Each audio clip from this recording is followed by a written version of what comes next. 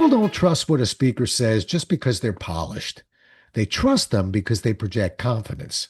Now, what if there was a way to move beyond good presentation skills and learn how to focus deeply and project the kind of confidence that audiences can actually feel? Well, our guest has spent time both inside Hollywood and the high stakes world of venture capital, learning firsthand what makes people buy in and take action. Are you ready? Let's go.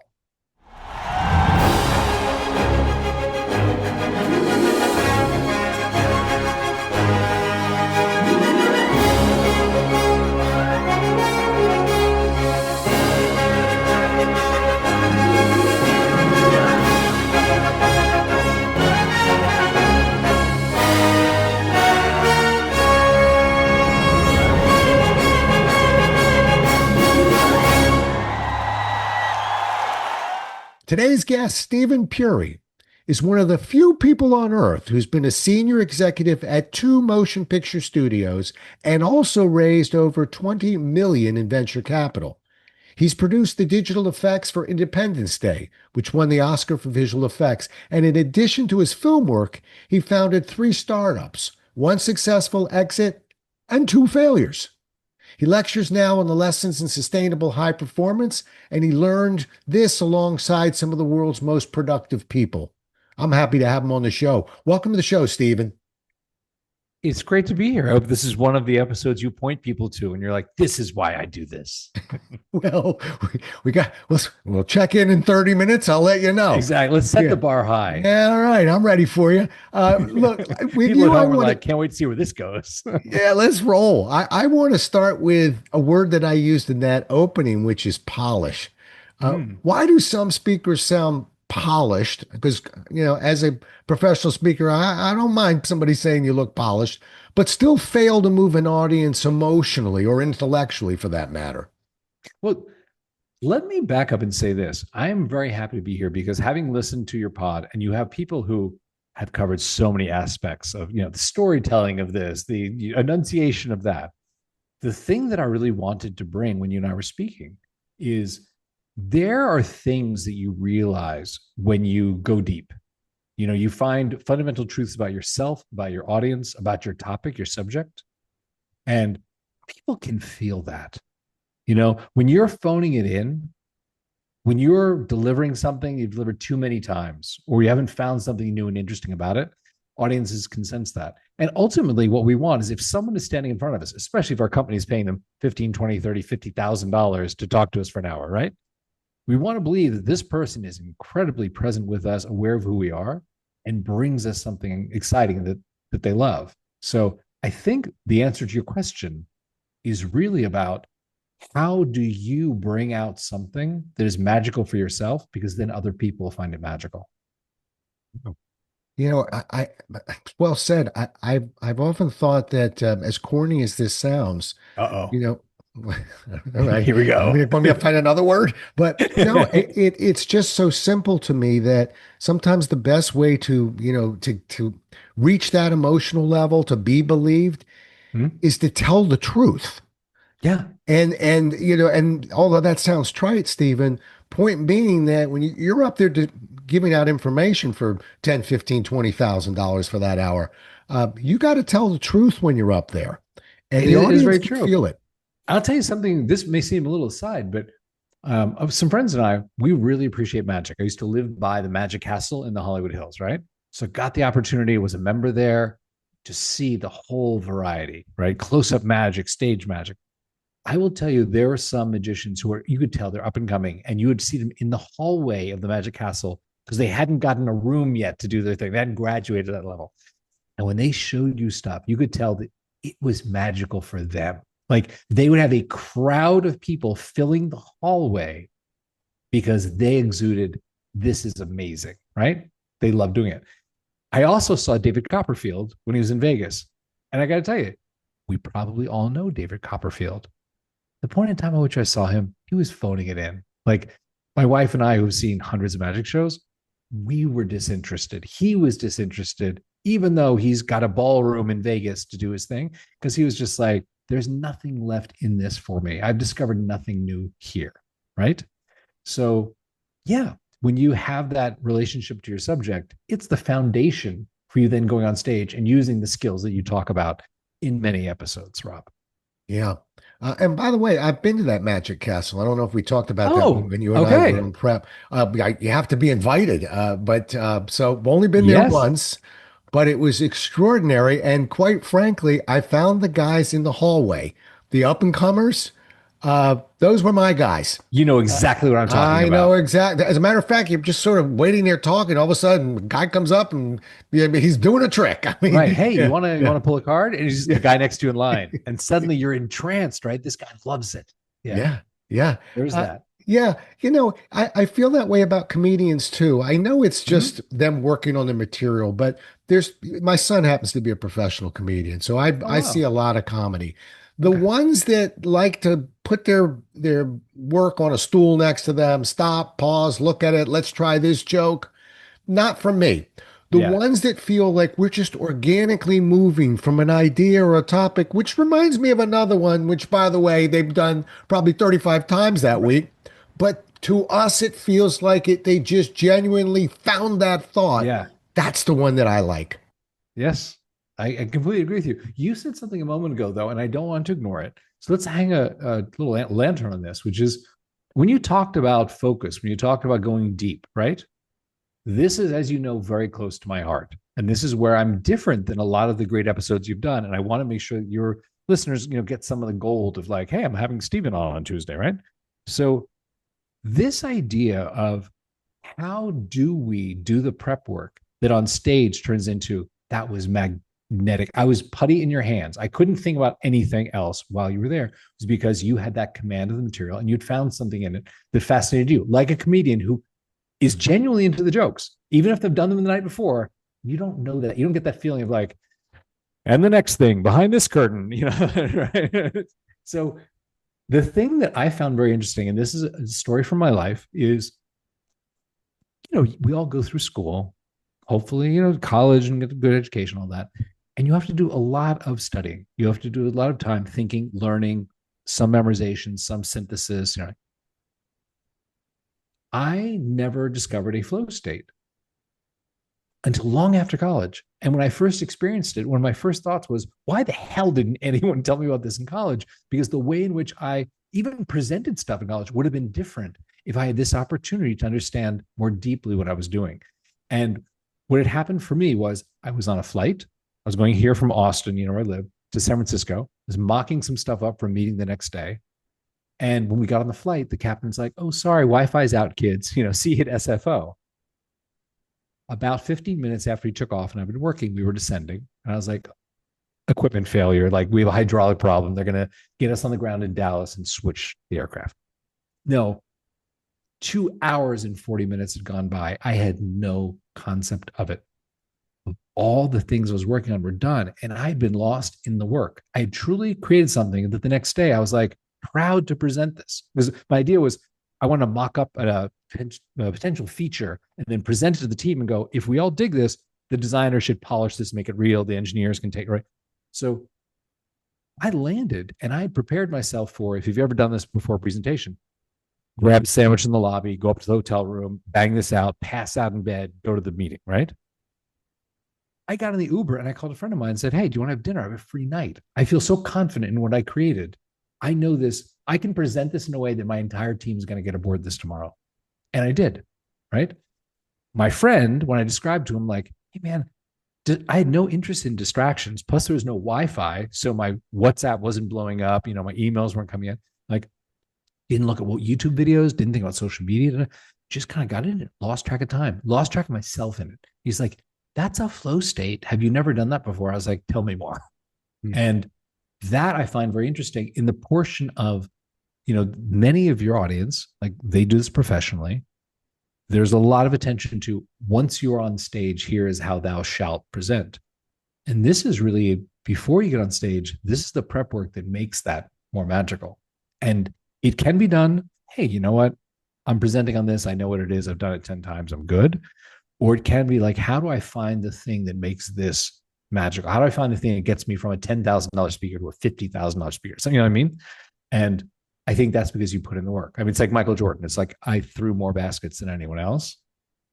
And he called flow states of being in the zone. His famous quote about when I'm in the zone, it's me and the ball, you know? So that's what I think is really interesting in that first step of go deep so that when you're on stage, you can bring the magic.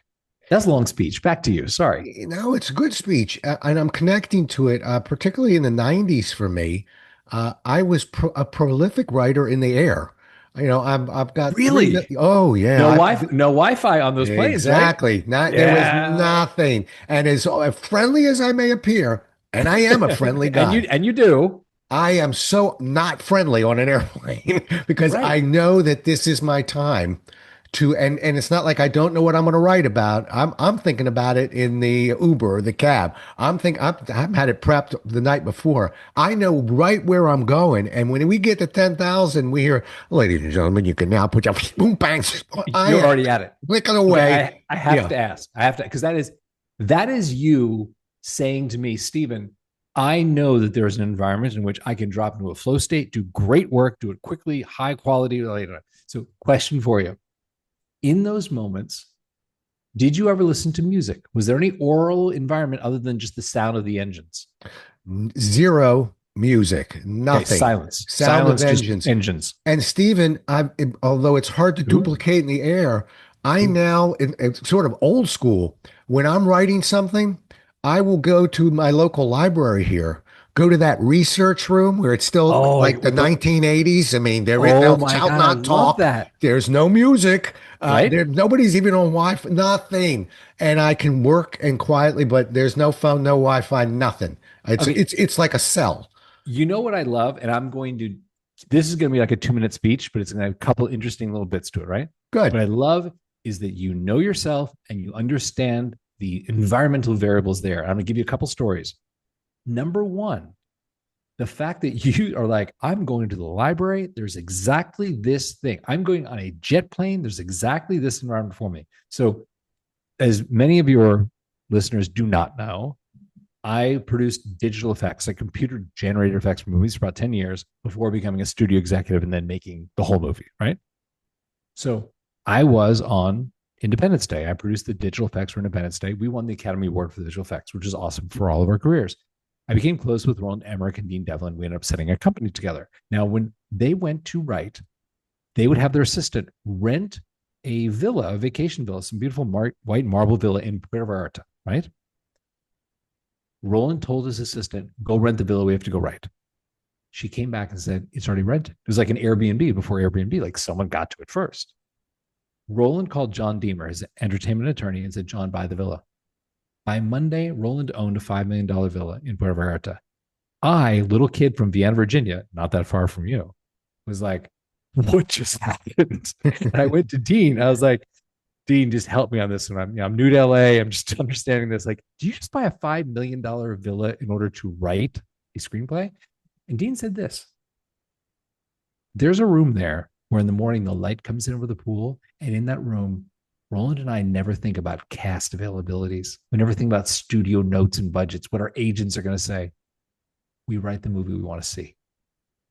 That's why it's worth it to us. They went down there. 6 weeks later, came back with a screenplay that became the third highest grossing movie in film history. It worked for them, which is not to say, like your public library thing, that it has to be a $5 million villa. Later, when I was an executive vice president at DreamWorks for Kurtzman Orsi, Alex Kurtzman, Bob Orsi, great writers. You know them because they wrote Mission Impossible 3, The Island, Zorro, Transformers 1 and 2, Star Trek 11, like just amazing big action writers, right? When they got under the gun, and our office was, we had a bungalow on the little Amblin compound, which is on the Universal Studios lot, Hollywood, right? So when they got under the gun, they had their assistant rent a room across the street at the Universal Hilton, which I'm just going to call it, is not a luxury hotel, okay? And I'm like, they're pulling down $2 million a script. They could fly to Bali and write this thing. What's up with that? And it hit me. They met back in school. That little room evoked dorm room with Kurtzman on the edge of the bed with his laptop and Bob on his laptop. And that was their way of getting their mind into, we're these scrappy young writers. We have to prove ourselves. This is how we do this. And they knew that was like their public library. Right. which is much cheaper than buying a villa, right? So I say this because when you have those moments of like, okay, this is the time I budgeted these 2 hours to go deep and make this thing tomorrow or next week go great, the more you know yourself, this environment, this kind of sound, this time of day, the better that's going to turn out. Yeah. I'll give you one fast story back to you, and then I want to talk about belief. But Mm-hmm. I had the privilege Mm-hmm. of working for Xerox in the 90s, late 80s and Oh boy. 90s, when Wow. Xerox had the second largest training facility in the world. We Yeah, slept that was its 1,100 heyday. people. Yo, yeah. Yeah. It was out in Leesburg, Virginia. It was an incredible mecca, but something you might not know about it. There were no cell phones, as you may recall. We're in the late 80s, 90s. There were no payphones in this place. And they had a system where you had 10 minutes of phone call a week, What? 10 minutes, and it had ran a meter. Wow. No Wow. cell phones, no pay phones. Now you could rent a car, try and get off campus. We're Right. on 2,400 acres. You're going to have to drive a little bit. But what they were really doing, I think, forget all the glitz. They figured out we're gonna teach our people and sequester them and Mhm. get them locked in and not distracted by the client who needs this Yeah. so if there's a family emergency, no problem. You got 10 minutes. Get it solved. But it I really look back and I think we literally can't do that now. But it's a shame because people were immersed in their training, and our classes weren't a day or two, minimum of 5 days. We had usually most of the classes I taught were 2 weeks. So, Yeah. but it was 2 weeks of focus, and it worked. Now, let me swing you over to something that Okay. Here we we sort of go. were climbing into, and that is that this thing about belief. Okay, Mhm. that somebody told me one time, authenticity. That word is overused, and I said, I really don't think you can overuse that word. No, I'm right. sorry, Exactly. you're just not using it right. But don't tell me that again. It's like sincerity. It's overblown. No, it's not. No, you're just not good at it. Right. But Exactly. right. So, but I'm the most modest person I know, Rob. Do you know what that means? but at Xerox, we learned everything was a process. And that really gave me comfort. You want to create trust? Here's a process we follow. You want to create Yep. urgency? Here's a process. Openings, closing, objection handling. Right. But this getting somebody to really believe you, which Mhm. is really the heart of where we're at right now. When you Yes. were a venture capitalist, when you were Mhm. and people came with an I idea, it's raised like venture. I wasn't a VC. I raised venture, to be clear. venture. Okay. Yeah. Well, then you were on the other side trying to get people to Had to believe make you. them believe. Right. Let me sell Okay. you the vision. Right. So, there's that, well, I'm just good at it, but I'm a trainer. I like to, are there some tips or techniques that, people are sitting there going, I'm not very believable. Well, is there a system, a process, anything that we can offer other than just do it? Yeah, I'll tell you what worked for me because, as you alluded to, I've raised a little over 21 million in venture across a couple of companies. Right, one successful exit, two failures, and it's true. You learn more from the failures, regardless. Money's money, and that was other people's money. Right, so things that I learned worked well, and this is a style thing because I've been in the room with other people pitching venture that do it like Adam Newman style. And God bless you can pull that off where it's just cult of personality, right? I don't rely upon cult of personality. I don't rely upon I walk in the room and toss my long hair and No, people are like, it's he's not a so cool. I just process. want to give money, right? I'm not a, right. I'm very much more, this is what I believe.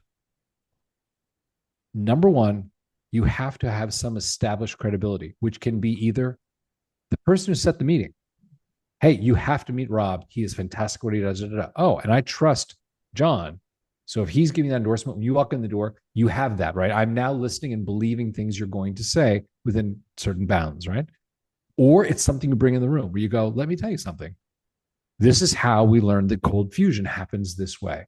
And I'm like, okay, you are a subject matter expert. You're not like a dilettante who's like, we're gonna, do all these tests from one drop of blood, and I don't know what I'm talking about, sort of stuff, right? So the first thing is to get their attention, you have to have credibility, which can be bestowed, conferred, right?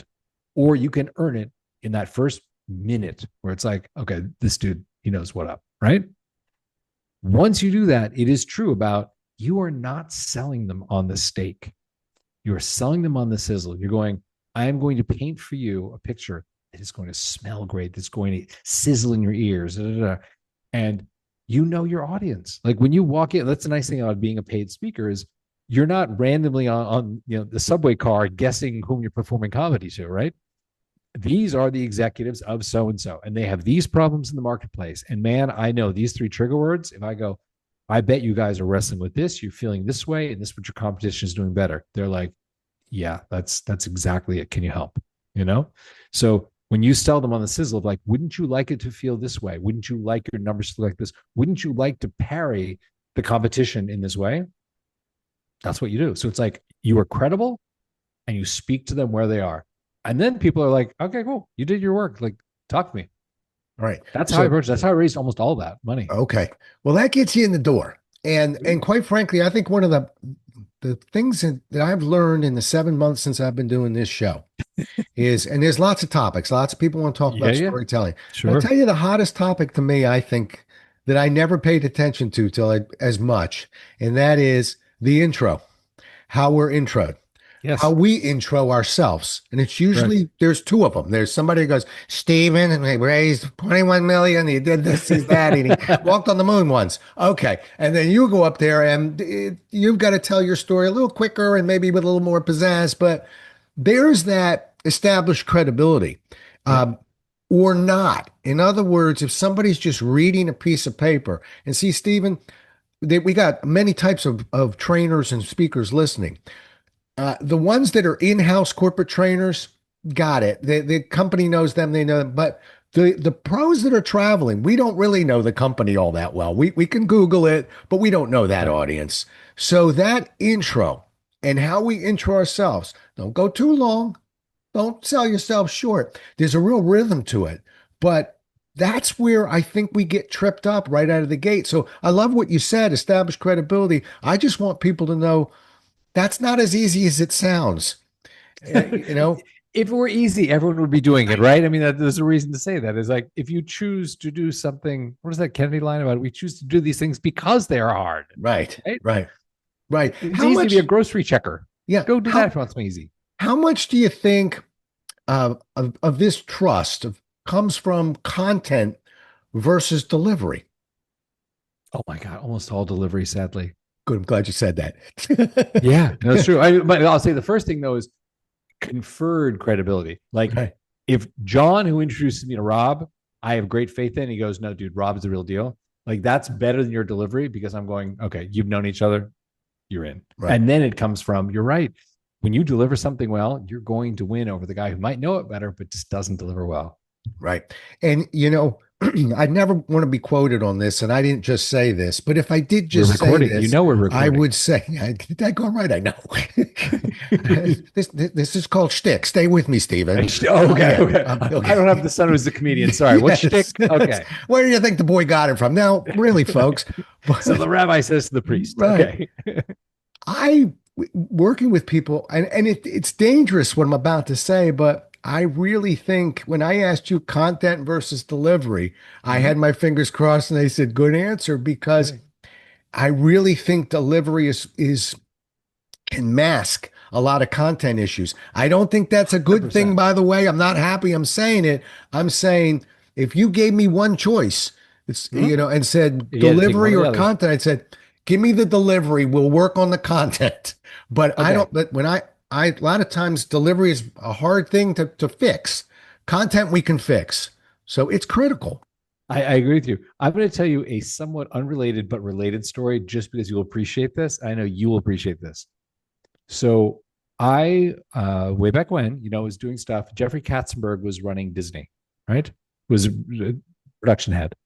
And he had a very strong thesis. He said, people will recommend the movie based on the last emotion they felt. If you leave them on a good emotion, they will forgive bad dialogue in the movie. They'll forget cheap visual effects. They'll forget bad score, plot holes. Blah, blah. He's like, it comes down to that last emotion. And there was a movie we were working on, and he paid us $450,000 over 2 weeks to basically recraft the end credits so people would leave on a certain emotion. That is how much he believed this. Because he's like, when they pick apart the dialogue, they pick apart all it tells you is you didn't leave them happy. Right. Right. Oh, bingo. And I'll tell you, and I'm going to keep pulling us into the speaking world. Here we go. Let's do Here's it. what happens to speakers. Hmm?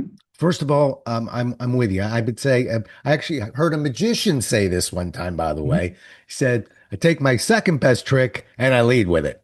I take my best trick and I close with it." All right, so 100%. we're on the same page. Yeah. But I'll tell you what screws up speakers: the dreaded, pardon me, Q&A. Because Mhm. I may stick my landing and give you the best trick I got in the book. Then the Yeah. lights come up and somebody says, "Okay, we're going to now do a quick Q&A. It's a little clunky. We don't get a question out of the gate. I'm going to ask a question of me. But now we got one. Now we got two, three questions. Okay, good. The energy has sort of been slowly dissipating. And then we're ushered off the stage like, okay, Steven, thank you. And away we go.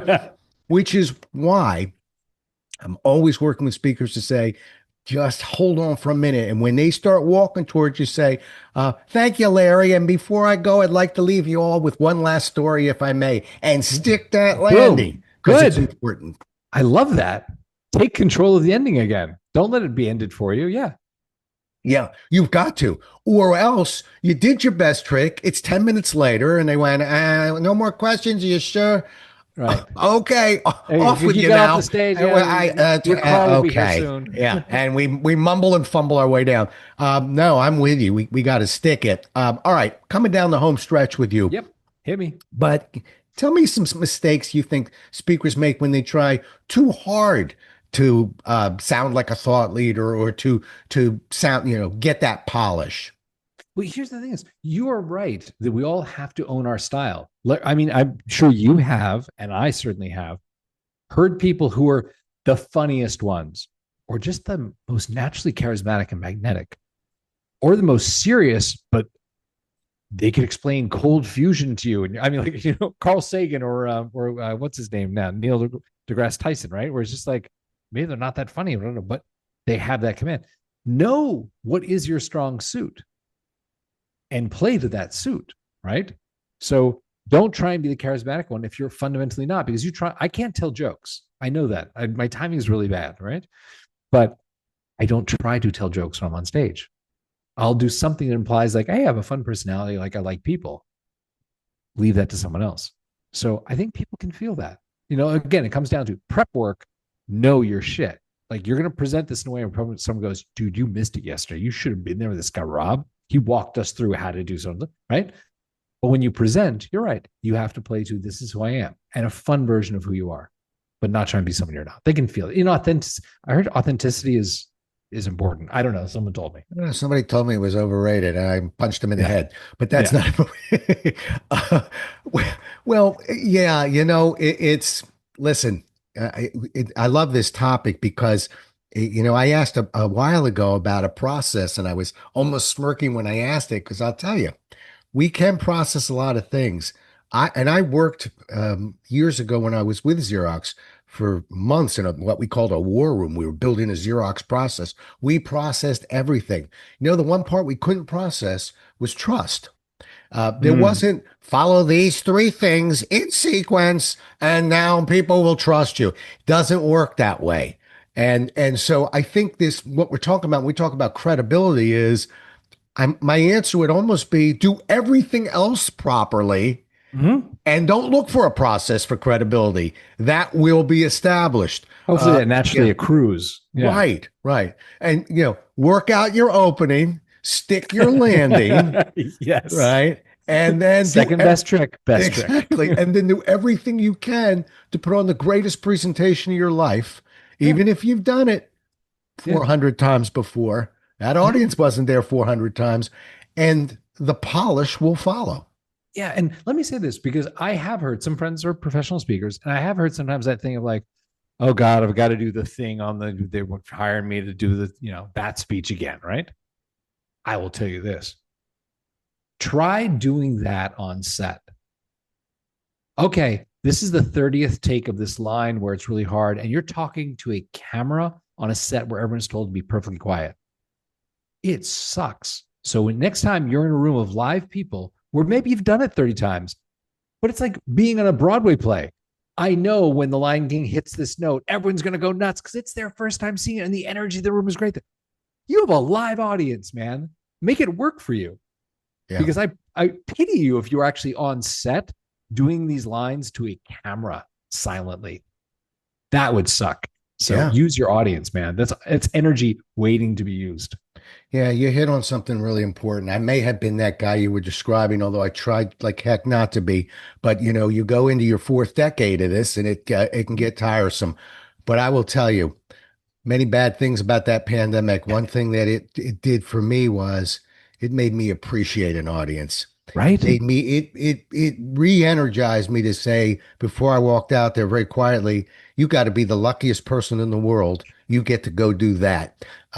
So sometimes we need a pause to think about it a little bit. And if that isn't working for you folks, get in the character. You mean take Exactly. yourself to That's a right. moment where it was the greatest stage you were walking onto and play with that in your head while they're going through that droll of your intro that you're about to Exactly. fix. All you can hear is the Rocky music in your earbuds. There you go.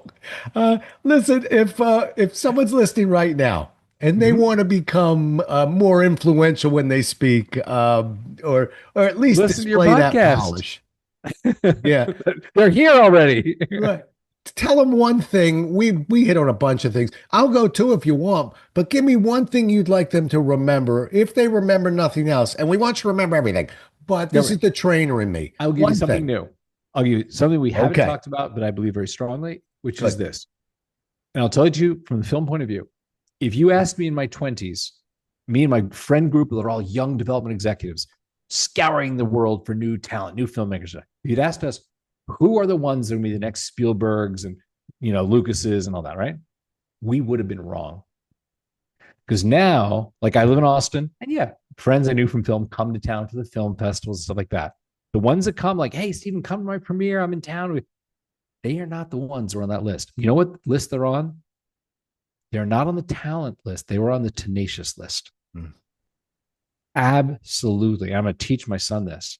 He's like, every no, every failed presentation, that fell flat is not a reason to stop. It's a reason to learn. Right. And that's what these guys do now that are still coming to town, having premieres of their films. Whereas a lot of the ones that had their feelings hurt were maybe more talented in their 20s and they're gone. They're real estate agents now. Yeah. Wow.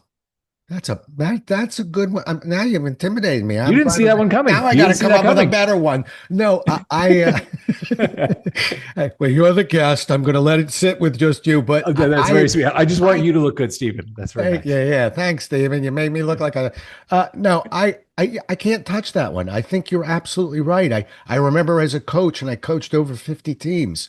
Wow. I wanted the kid that maybe shed a few tears when they lost or slammed the ball down. Excuse me. I want them because they care. Right. And they want it. Give me that, and I'll teach you how to make a layup. I'll teach you how to take a jump shot. Yeah. But you gotta care. You want it when you take that stage. When you finish, don't beat yourself up. I've been doing it for a while, tens and tens of years.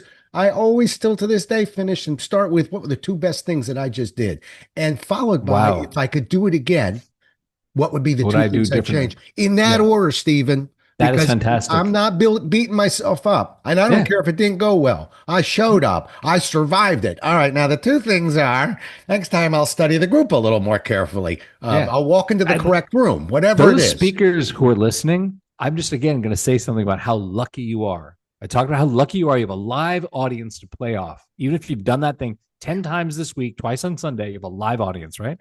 The other thing I'm going to say is amazing is this is with most of entertainment, you give it your best shot. And the next night, it's the exact same movie that plays in those theaters. That TV episode went on Netflix and it's going to be the exact same episode forever, right? There is no, I would have done these two things differently. But the next night you're going, and I can be better tonight. You get that opportunity. Right. Yeah.